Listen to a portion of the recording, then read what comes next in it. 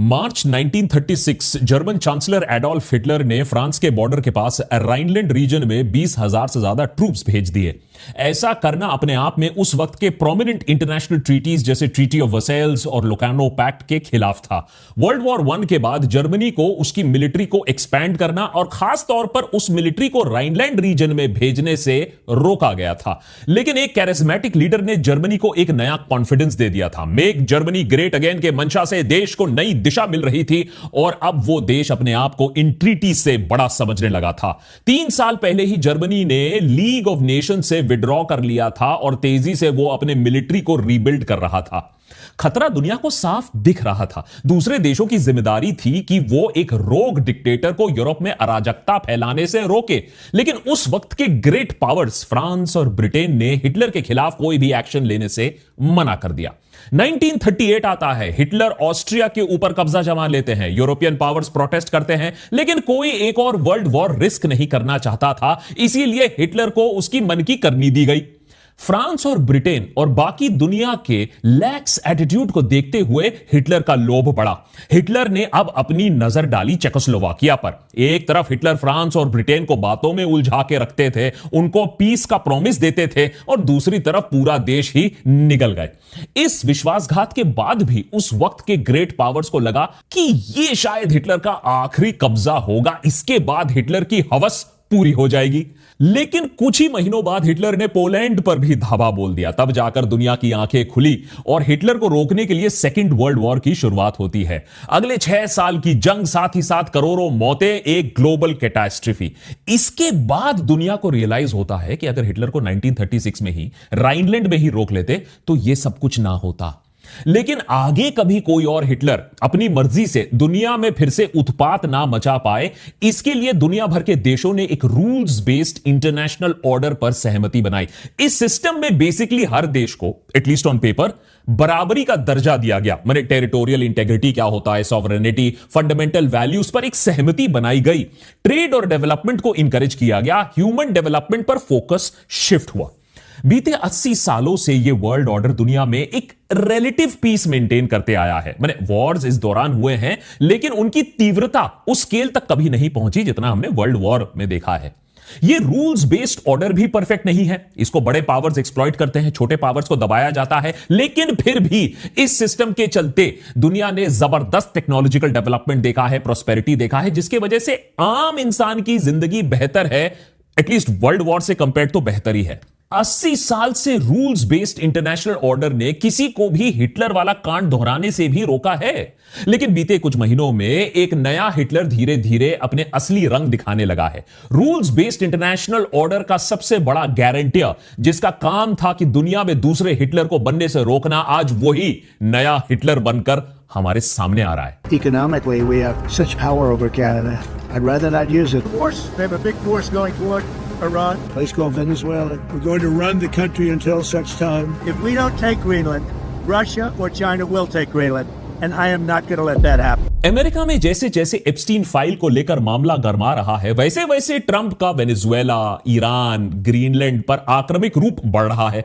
Greenland को छल या बल से छीनने का वादा कर दिया डोनाल्ड ट्रंप ने। यूरोप में इस बात को लेकर त्राही त्राही पिछले कुछ हफ्तों में, और अमेरिका में मार्केट्स क्रैश होना शुरू हो गए। लेकिन फिर डेवोस में प्रेसिडेंट ट्रंप का रुख हमें नरम होता दिखाई दिया। वो ग्रीनलैंड पर अपने आक्रमक रूप से वापस जाते हुए दिखे। ऐसा क्यों हुआ? बड़ी दिलचस्प कहानी है कि कैसे यूरोप और कनाडा जैसे देशों ने मिलकर आज के हिटलर को समय रहते हुए रोकने का फैसला किया है। कैसे डेनमार्क जैसे छोटे देश ने ग्रीनलैंड को लेकर कुछ ऐसी रेड लाइंस खींची हैं जिसको लेकर वो कोई समझौता, कोई कॉम्प्रोमाइज करने के लिए तैयार नहीं है। कैसे यूरोप ने दिखा दिया है कि उसके पास भी टैरिफ और मार्केट्स का मिसाइल है जिसे वो अमेरिका के खिलाफ इस्तेमाल कर सकता है। इस पूरे खेल को स्टडी करना जरूरी है, खासकर कि पूरे दुनिया को, इंडिया जैसे देश को, कि कैसे एक खोराए हुए डिक्टेटर से निपटा जाए। क्यों ट्रंप सिर्फ एक ही भाषा समझता है, मानता है, रिस्पेक्ट करता है, और हम उस भाषा में बात नहीं कर रहे हैं। थैंकफुली दुनिया को, खासतौर पर यूरोप को, वर्ल्ड वॉर 2 के बुरे दिन आज भी याद हैं। जो गलतियां यूरोप ने हिटलर के साथ किया था वो दोहराने के लिए बिल्कुल तैयार नहीं है। इसीलिए जब ईरान और वेनेजुएला में मिलिट्री इंटरवेंशन करने के बाद ट्रंप ने अपनी नजर ग्रीनलैंड पर डाली तो यूरोप इमीडिएटली हरकत पे आ जाता है। सबसे पहले यूरोपियन देशों ने ग्रीनलैंड की सिक्योरिटी पर ध्यान देना शुरू किया। वहां मिलिट्री ड्रिल्स होने लगे, सैनिक भेजे गए, कम ही सही लेकिन एक साफ संकेत गया अमेरिका को कि जो फौज कल अमेरिका के साथ नेटो का हिस्सा बनकर काम कर रही थी, अमेरिका के लिए मरने के लिए तैयार हो गई थी, आज उन्हीं के खिलाफ वो खड़े होने के लिए तैयार है। यहां तक कि हैकिंग और इलेक्ट्रॉनिक सर्वेलेंस से बचने के तरकीब भी निकाले जाने लगे। यहां तक कि सिक्योरिटी फोर्सेस को ब्लूटूथ डिवाइसेस ना इस्तेमाल करने की सलाह दी गई। याद रखिए कैसे अमेरिका ने वेनेजुएला के डिफेंसेस को पहले ही हैक कर दिया और उसके बाद अपने हेलीकॉप्टर्स भेजकर मडूरो को उसके घर से अगवा कर लिया। देखिए, वॉर हो या बिजनेस, आज साइबर सिक्योरिटी ना होने का मतलब है कि दुश्मन को आप अपने घर में दावत दे रहे हो, अपने देश में दावत दे रहे हो। हमारे देश में ही देखिए कैसे डिजिटल इंडिया कितनी तेजी से आगे बढ़ चुका है। यूपीआई पेमेंट से लेकर जरूरी सरकारी सर्विसेज तक सब कुछ ऑनलाइन शिफ्ट हो रही है। लेकिन असलियत तो यह भी है कि जितनी कनेक्टिविटी बढ़ेगी उतना ही खतरा भी बढ़ेगा ऑफ हैकिंग। हम लगातार डेटा लीक, साइबर क्राइम के बारे में पढ़ते आए हैं अखबारों में। देश के कंपनीज के लिए नहीं बल्कि हमारी नेशनल सिक्योरिटी के लिए भी बहुत खतरनाक साबित हो सकता है। सच तो यह है कि इंडिया में इस वक्त एथिकल हैकर्स की बहुत बड़ी कमी है। ये वो हैकर्स होते हैं, ये वो रक्षक होते हैं जो देश के डिजिटल इंफ्रास्ट्रक्चर और बिजनेसेस के जो इंफ्रास्ट्रक्चर हैं उसको प्रोटेक्ट करने के लिए उन्हें टेस्ट करते रहते हैं, उन्हें हैक करने की कोशिश करते हैं, उनकी वल्नरेबिलिटीज निकालते हैं। ये एक हाई पेइंग और हाई डिमांड करियर है, लेकिन शुरुआत करना थोड़ा मुश्किल हो सकता है। इसमें आपकी मदद करता है ट्राई हैक मी, जो आज के हमारे एपिसोड पार्टनर्स भी हैं। यह दुनिया का सबसे बड़ा hands on cyber security training platform है जिसे 6 मिलियन से ज्यादा लोगों ने इस्तेमाल किया हुआ है। बोरिंग टेक्स्ट बुक और लंबी थियोरीज के बजाय ट्राई हैक मी का फोकस होता है करने पर। आप रियल मशीन्स को हैक करके रियल वर्ल्ड सिनेरियोस को सॉल्व करना सीखते हैं। सबसे अच्छी बात, यह पूरी तरीके से ब्राउजर बेस्ड है। आपको महंगे हार्डवेयर या कॉम्प्लिकेटेड सेटअप की जरूरत नहीं है जो आप पिक्चरों में देखते हैं। आप बस अपने बेसिक लैपटॉप से सीखना शुरू कर सकते हैं। और अगर आप कहीं फंस जाते हैं तो उनका शानदार एआई ट्यूटर आपको 24/7 स्टेप बाय स्टेप गाइड भी करेगा। चाहे आप एक स्टूडेंट हो जो इस इंडस्ट्री में आना चाहता है या एक प्रोफेशनल हो जो करियर ग्रोथ के लिए अपस्किल करना चाहता है अपने आप को, यह प्लेटफॉर्म आपके लिए है। यहां आप आज ही जाकर फ्री में कई रूम्स एक्सप्लोर कर सकते हैं और उसके बाद अगर आपने मन बना लिया कि इस चीज को लेकर आप सीरियस हैं तो प्रीमियम प्लान आपको सारे एडवांस्ड कोर्सेज का अनलिमिटेड एक्सेस दे सकता है। साइन अप करने के लिए नीचे डिस्क्रिप्शन में मैंने लिंक दिया हुआ है, उसे जाकर क्लिक करिए। अगर आप एनुअल प्लान लेते हैं तो आपको एक मैसिव 25% डिस्काउंट आप पाते हैं बाय यूजिंग द कोड देशभक्त 25। सो उसको जरूर चेकआउट करिए, रूम्स को एक्सप्लोर करिए। I think this will be beneficial for you. Anyways, back to the story. Greenland की कहानी क्या है, उसको लेकर ट्रंप क्यों इतना बवाल मचा रहे हैं, इस सब को डिटेल में हमने इस एपिसोड में ऑलरेडी कैप्चर कर लिया है। आप इसे जरूर जाकर देखिएगा। अभी के लिए यूरोप की कहानी पर वापस आते हैं, जिसमें बाय द वे खूब सारी हिपोक्रेसी भी मिली हुई है। जो यूरोपियन देश सालों से गाजा में एक एक्टिव जेनोसाइड को प्रमोट करते आए हैं, यहां तक कि प्रोटेस्टर्स को कूट कूट कर मारते आए हैं अपने देशों में, जो देश यूएस के ईरान पर बम बरसाने को अप्रिशिएट करते हैं, वेनेजुएला में सिटिंग प्रेसिडेंट को किडनैप करने की हरकत को इग्नोर करते हैं, उसे सडनली डोनाल्ड ट्रंप के ग्रीनलैंड वाले रवैये से प्रॉब्लम होने लगी। ना ना ना, बाकी दुनिया के साथ कर लो, ग्रीनलैंड के साथ आप यह नहीं कर सकते हो। जब बात यूरोप के अपने आंगन की होने लगी तो फिर नेटो मेंबर्स को याद आ गया कि भाई टेरिटोरियल इंटेग्रिटी क्या होती है, सॉवरेनिटी क्या होती है, रूल्स बेस्ड ग्लोबल ऑर्डर क्या होता है। यूरोपियन लीडर्स ने पहले पब्लिकली डोनाल्ड ट्रंप के ग्रीनलैंड टेकओवर के प्लान को क्रिटिसाइज करना शुरू कर दिया, डेनमार्क के साथ खड़े होने का वादा किया, सॉलिडेरिटी दिखाने के लिए ग्रीनलैंड में एक जॉइंट मिलिट्री ड्रिल करवा दिया, नेटो के टूटने की बातें बाहर आने लगी। इतने में डोनाल्ड ट्रंप को पता तो चल गया कि ग्रीनलैंड पर टेकओवर वेनेजुएला जैसा आसान तो नहीं होगा कि हेलीकॉप्टर भेज दिया काम हो गया। लेकिन ट्रंप ठहरे। Trump art of the deal making इतनी आसानी से पीछे थोड़ी ना हटने वाले थे। ट्रंप ने अपने साइड की इस ब्लफ गेम को एक लेवल और ऊपर वो ले गए। इस हफ्ते उन्होंने कहा कि जो भी यूरोपियन देश अमेरिका के ग्रीनलैंड टेकओवर को अपोज करेगा, अमेरिका के खिलाफ बोलेगा, उस पर 10 से 25% का एक्स्ट्रा टैरिफ हम और लगा देंगे। अब इसमें क्या ट्रंप का रवैया गलत है या सही है? अब देखिए, पिछले 1 साल से अगर आप आंकड़े देखें तो ऑलमोस्ट सारे देशों ने एक ही फॉर्मूला अपनाया है ट्रंप के साथ। चुपचाप से ट्रंप की बातें मान लो, कबूल है कबूल है कबूल है कह दो। जैसा कि हमने टैरिफ और सैंक्शंस के डर से रशिया से तेल खरीदना बंद कर दिया, चाबार पोर्ट से हम पीछे हट रहे हैं। तो हिटलर मेरा मतलब है, तो ट्रंप ने कैलकुलेशन लगाया होगा कि यूरोप भी टैरिफ्स के डर से ग्रीनलैंड पर चुप्पी साध लेगा और यह टेरिटरी हम हड़पा लेंगे। लेकिन यूरोप अब तक समझ चुका था कि यह बात वेनेजुएला, ईरान, ग्रीनलैंड, कनाडा पर खत्म नहीं होगी, यह पूरे दुनिया को निकल जाएगा यह इंसान। यूएस से छोटी इकोनॉमी होते हुए भी, यूएस एक्सपोर्ट्स पर हेवीली डिपेंडेंट होने के बावजूद भी ईयू ने लड़ने का फैसला किया। ईयू ने टैरिफ्स वाली धमकी के सामने झुकने की जगह खुद ही यूएस के साथ होने वाले ट्रेड डील नेगोशिएशंस को सस्पेंड कर दिया।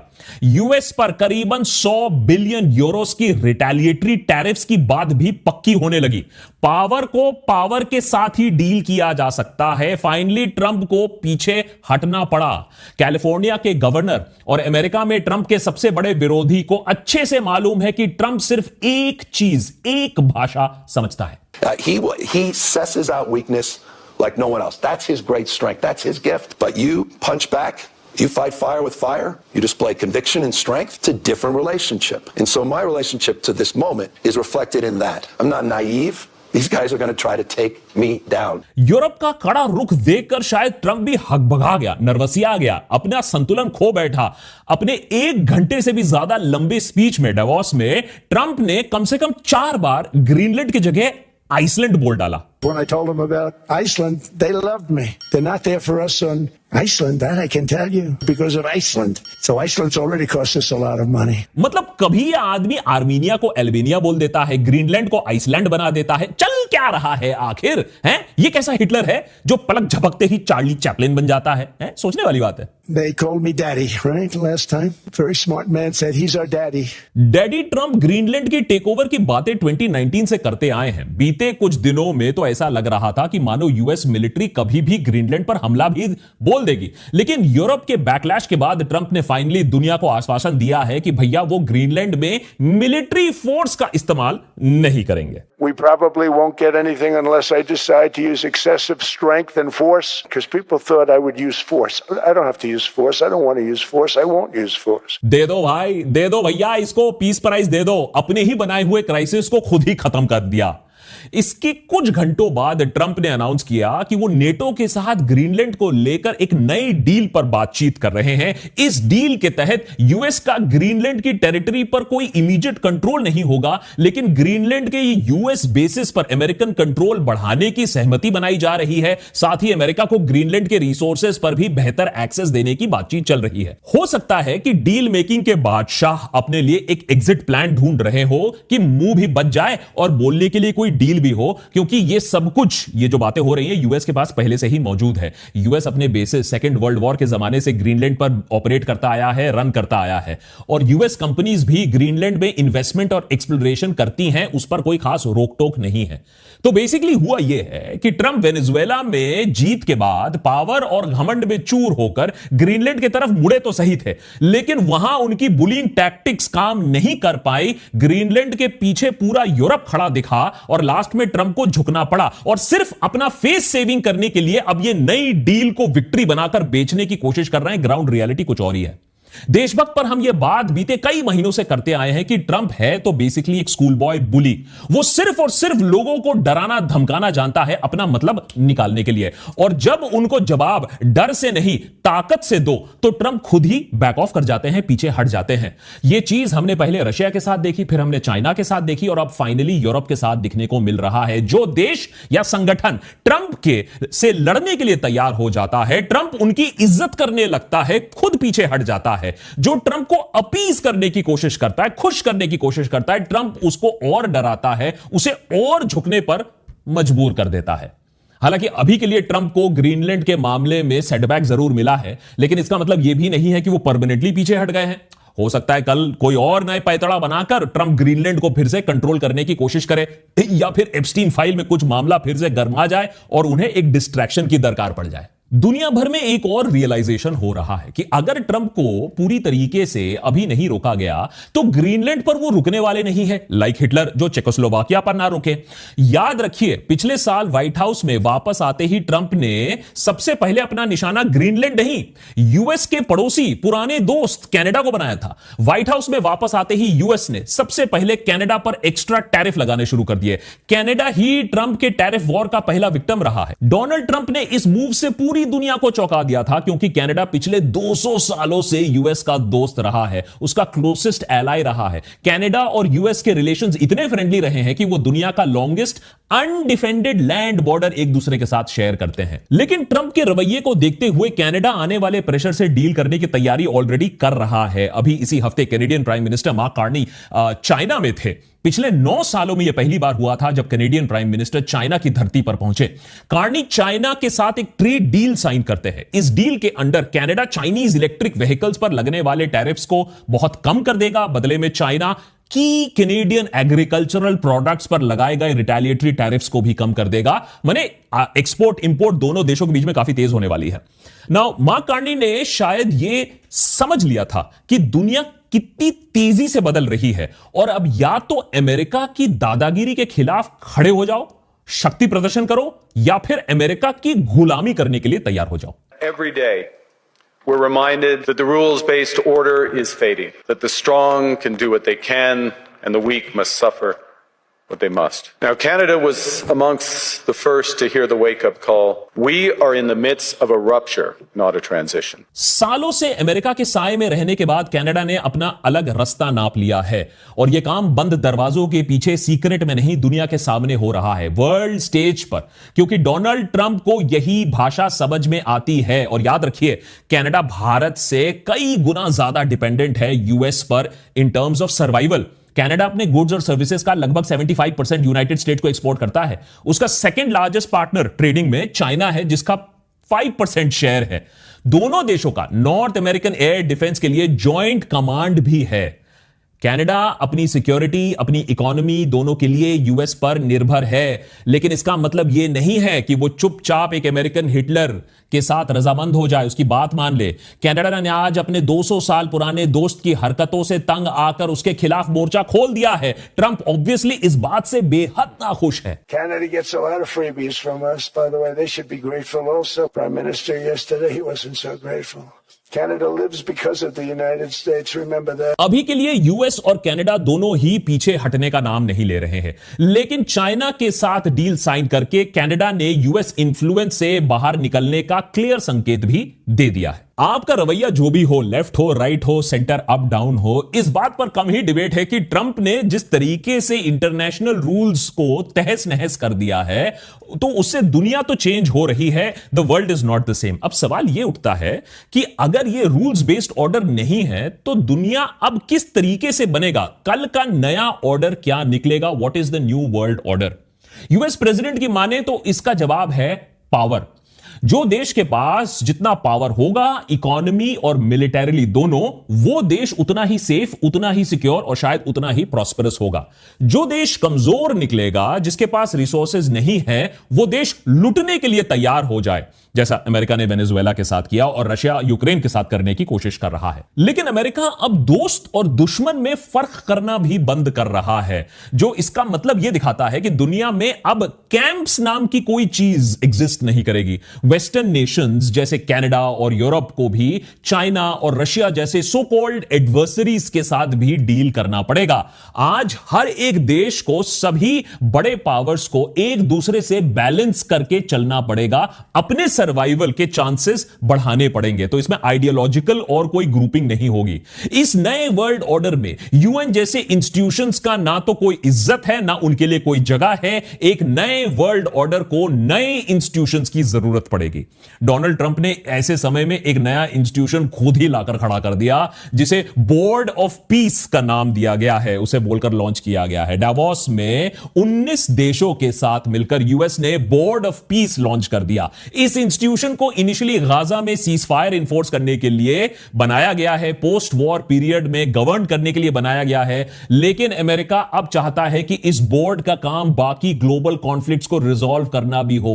19 फाउंडिंग नेशंस के बाद दर्जनों और देशों ने भी इस बोर्ड ऑफ पीस को ज्वाइन करने की बात करी है, लेकिन यूएस के अलावा एक भी और कोई बड़ा प्लेयर इस बोर्ड का हिस्सा नहीं है। France, Britain, Russia, China, India सब अभी तक इस बोर्ड से बाहर हैं। दरअसल डोनाल्ड ट्रंप ने नेटो जैसे एग्जिस्टिंग इंस्टीट्यूशंस के लिमिट को टेस्ट कर लिया है। उन्हें पता चल चुका है कि ये जो इंस्टीट्यूशंस हैं वो उनके रियल मोटिव्स को पूरा नहीं कर पाएंगे। पूरी दुनिया पर अपना मनमानी वो नहीं करने देंगे ये इंस्टीट्यूशंस, इसीलिए वो अब खुद के इंस्टीट्यूशंस बनाने की फिराक में है, जिसे वो खुद ही लीड करेंगे, खुद ही चलाएंगे। पिछले दशक में यही काम चाइना ने भी करने की कोशिश की थी। जब यूएन और डब्ल्यूटीओ से जब अपनी मन लाइक रिजल्ट्स उनको मिल नहीं रहे थे, तो चाइना ने शंघाई कोऑपरेशन काउंसिल एससीओ जैसे ग्रुप्स और इंस्टीट्यूशंस पर फोकस करना शुरू किया। चाइना बीते कई सालों से SCO, BRICS, Asian development banks, new development bank जैसे इंस्टीट्यूशंस प्रमोट करता आया है, जिसे वो अपनी मर्जी से चला पाए।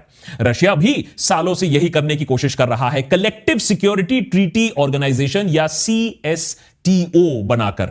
अब इस्लामिक वर्ल्ड में भी आप देख रहे हो कि उनका नेटो स्टाइल अलायंस बन रहा है। अभी तक सऊदी अरेबिया और पाकिस्तान इस इस्लामिक नेटो का हिस्सा थे, अब उसमें तुर्की भी शामिल हो चुका है। यह इंडिया की सिक्योरिटी के हिसाब से कितना खतरनाक है, हमने आपको इस एपिसोड में ऑलरेडी बताया है। यह है नया वर्ल्ड ऑर्डर, जहां हर देश अपने अलायंसेस, अपने इंस्टीट्यूशंस, अपने स्फेयर ऑफ इंफ्लुएंस को बनाने की कोशिश करेगा, जहां एक बार फिर से कोई ट्रेडिशनल एलाइज नहीं होगा, कोई नेचुरल नहीं होगा, कोई ओल्ड वेदर फ्रेंड नहीं होगा। अगर होगा तो सिर्फ डर और सस्पिशन, और इस डर और सस्पिशन के बीच में हर देश को अपनी सिक्योरिटी को मैक्सिमाइज करना होगा। एक ऐसे दुनिया से डील करने के लिए भारत को भी तैयारी अभी से करनी पड़ेगी। इसीलिए आप देख रहे हो सडनली कि जो सालों पहले हमने रफाल का डील अबैंडन कर दिया था, ठंडे बस्ते में डाल दिया था, उसे हम रिवाइव कर रहे हैं। SU-57 इंडिया में बनाने की बातें फिर से शुरू हो रही हैं। अभी हम चाइना से गालवान के बाद जो कुछ भी हुआ, एप्स बैन हुए, लेकिन चाइना के साथ फिर से दोस्ती करने की कोशिश कर रहे हैं। आप यह भी देख रहे हो कि हमारे देश से, मार्केट से कितना पैसा बाहर निकल रहा है। लोग सेफ हेवन ढूंढ रहे हैं पैसा इन्वेस्ट करने के लिए। तो आप देखोगे अगले कुछ महीनों में, अगले कुछ सालों में कंपटीशन और भी इंटेंस हो जाएगा, इकोनॉमी और भी लड़खड़ाने लगेगी, ज्यादा टफ सिचुएशन हो जाएगा आपके लिए और मेरे लिए भी, बाय द वे। तो अगर आप इंटरेस्टेड हो इस नए अनसर्टेन टाइम्स में अपने फ्यूचर को सिक्योर करने के लिए, तो जरूर चेकआउट करिएगा ये नई जो साइबर सिक्योरिटी का ये जो ट्रेनिंग प्लेटफॉर्म है, ट्राई हैक मी। लिंक मैंने नीचे देकर रखा है डिस्क्रिप्शन में, उसको जाइए, कोड यूज करिए देशभक्त 25 और एक 25% डिस्काउंट भी आपको उनके एनुअल प्लान पर मिल सकता है। भैया देश हो या अपना फ्यूचर हो, अब अपने हाथ में ही है, इसको सिक्योर रखना।